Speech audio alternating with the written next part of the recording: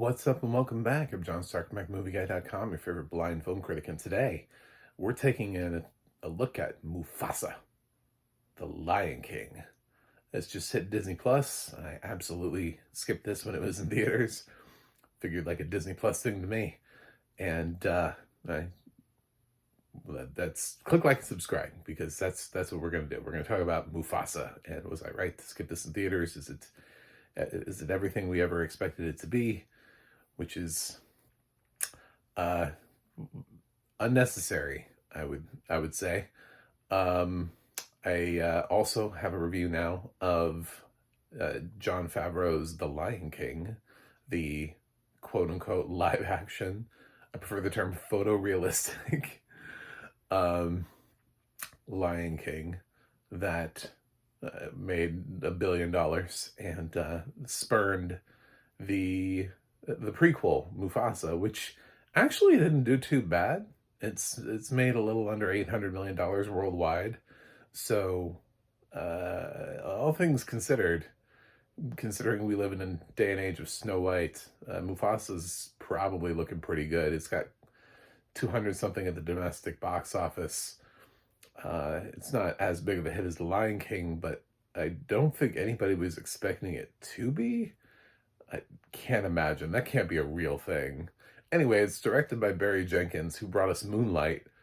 And no, I have no idea why Barry Jenkins looked at this and was like, yes, this is a film I want on my resume.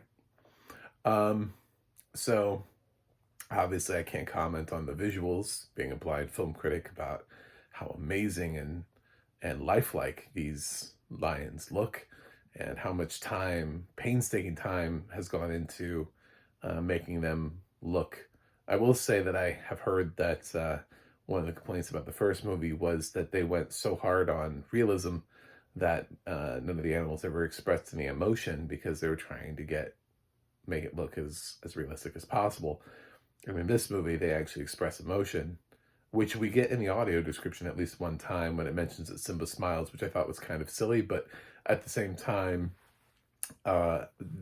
that's like personal choice. It's like, if that's what you want, that's what you want. But I think if we're going to go for photorealism Lion King, then that's what we should. We're either going to teach our kids that animals can't smile, or we're going to teach our kids that animals can smile. I don't know. Pick one, you know? But no, the animals here are apparently much more expressive. That's a note that I've heard from many others who have seen Mufasa up to this point. So, what is this? Well, it nods to, first of all, it gives a nice little in memoriam to James Earl Jones, who provided the voice of Mufasa everywhere for everything until now. And even now, they use a little tidbit of his voice in the film. And he's well, it's his backstory. And in present day, we're given a song that is not Circle of Life and really wants to be, to kind of kickstart the movie, and has Nala, still voiced by Beyonce, but she has like 3 lines in the movie. It was really easy for her. I mean, that must have been an easy day of shooting. She goes off and she lies in a field of flowers, and we wonder what's going on with Nala. And then we find out that Simba is also going to go to have some private time with Nala, and leaves. I think we know what the movie's about. And leaves Kiara to be babysat by Timon and Pumbaa. Kiara being his daughter, who is voiced by Blue Ivy, who actually does a pretty good job. They don't give her a big song or anything like that, but she actually does a pretty good job with what she's being asked to do in terms of voice acting. And yes, Seth and Billy are back to do Timon and Pumbaa. And we also have Rafiki comes in, and Timon and Pumbaa are trying to figure out a way how to keep Kiara from being scared of this thunderstorm. and so they want to tell her a story, but they also want to kind of sing Hakuna Matata. And there's one of the only funny bits that worked for me is when they're alluding to the fact that they should break into song, and then they don't. But Rafiki ends up telling the story of Mufasa, which takes us a flashback to when Mufasa was a cub and he was lost and didn't have a pride, and he stumbles into this pride, which has already a king, a lion king, voiced by Lenny James, and it has he has a son, Taka, and Mufasa, little cub Mufasa, and little cub Taka end up becoming brothers after a trial that proves that Mufasa's worth or whatever.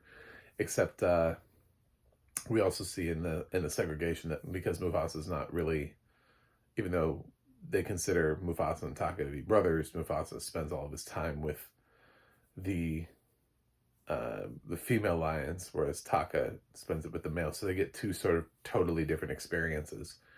But it's the females who do most of the hunting, and so Mufasa gets a different skill set as he grows up, and Taka gets a different skill set as he grows up, which is kind of important because as they grow up later on, they're going to get attacked by the king, the Lion King of the White Lions, voiced by Mads Mikkelsen, and he has his own army of lionesses, and they're much bigger than the pride that Taka and Mufasa are a part of. So they're told to run, and they begin on this journey that will lead them to eventually finding familiar faces like Rafiki and Zazu, who is no longer voiced by John Oliver because Disney does not like John Oliver anymore, and is voiced by, I don't know, some rando. And eventually Sarabe is in here, voiced by Tiffany Boone. Mufasa is voiced by Aaron Pierre, and Taka is voiced by Kelvin Harrison Jr. So, and that's sort of their journey. They're sort of running from this new bad guy who's, I mean, he sort of has a song, but it's kind of like everybody. There are songs in this, and they're Lin-Manuel songs, and I love Lin-Manuel Miranda. I've loved his stuff ever since the first time I heard it, which was in the Heights for me, as it was for most people who are music theater nerds and didn't wait for him to make a movie. And then I've gone back and even heard 21 Jump Street, which was like a little short musical that he wrote ahead of that. But yeah, I'm pretty familiar with all of his work, and I would say Mufasa is the least interesting thing he's done, and that includes Vivo, which I actually like the music to. And I kind of wish my earlier notes on Moana 2 was that he should have written the music for Moana 2, but they went in a different route with that. And instead he's writing music for The Lion King. So now The Lion King has like Lin-Manuel vibes, but I don't know that it needs Lin-Manuel vibes. But Moana 2 already kind of needed that because that's kind of the direction they were going. So it would have made more sense for him to continue on with the Moana franchise than jump over to Mufasa. It's very weird. Basically, the two Disney films we got at the end of the year, neither one of them have excellent music because I don't think Lin was right for this, and none of the songs really stand out. By the time I hit the end of Mufasa, I couldn't sing you a single song, at least for Moana 2. I could sing you the chorus from Beyond. Like, that's it. I mean, two deeply forgettable sets of music. So it just offers a look into the beginnings of these characters that we know and how they grow up to later become who they are. And obviously Taka, even though Pumbaa thinks Taka is him, We know who Taka is gonna grow up to be. There's really not like a whole lot of surprise in where we're going with that character. Uh, but yeah, I thought it was okay. It's not uh, it's not an excellent movie, but it has some adventure. It has some scenes that worked for me. It does kind of feel unnecessary in some regard, but a lot of sequels do. You know, a lot of sequels that feel like they're just cashing in. They just have to be entertaining. Every once in a while, you catch one that's brilliant or actually brings something new and fresh, a new idea, or extends the story in a way that is truly interesting and possibly revolutionary compared to the ideas of the original. That actually sort of spins it in a new direction and really feels like, oh my god, the sequel might actually be better than the original, you know? And then you get those debates. It's not going to be one of those debates. This is just going to be like one of those, like, should you watch Mufasa? Is it enjoyable? Is it worth your time? Will your kids like it? Maybe. To all of those questions, maybe. It's it's got great audio description, but the first Lion King did, and I would say written audio description. I still kind of I'm I still kind of debate whether or not like we're picking the right narrators for these, but it does have great written narration to it. So you get really good audio description for the adventure stuff, them running through and uh, jumping and falling and all the crazy stuff that happens in the fights and the emotional baggage of everything in this. So overall, I would lean positive on Mufasa, but it's a lean. Uh, it's it's it is a it is a lean. I'm gonna give Mufasa, the Lion King, a C plus. I in the scheme of sequels and prequels that Disney has touched, they've definitely had better ones, but they've also had worse. So they've also had things that feel like just total 100% cash grabs that are not good at all. Cars 2. So would I rather watch Mufasa or Cars 2? Mufasa. All day, day.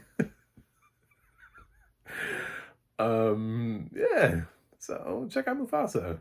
Thanks for watching. Thanks for subscribing. I'll see you guys on the other side.